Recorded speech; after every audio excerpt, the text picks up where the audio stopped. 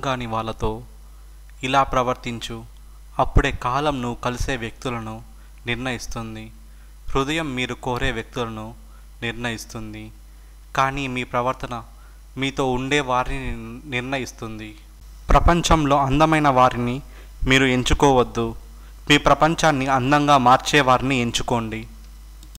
ఆకలిగా ఉన్నప్పుడు దొరకని ఆహారం, అలసిపోయినప్పుడు దొరకని నిద్ర, దుఃఖంలో రాని బంధాలు, కష్టంలో ఉన్నప్పుడు రాని స్నేహం, చచ్చిన తర్వాత చూపించే ప్రేమ వ్యర్థం.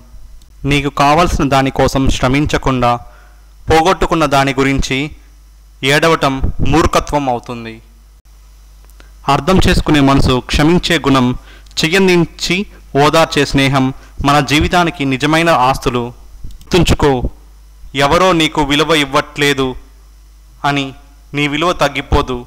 నీ జీవితం నీకు విలువైనది.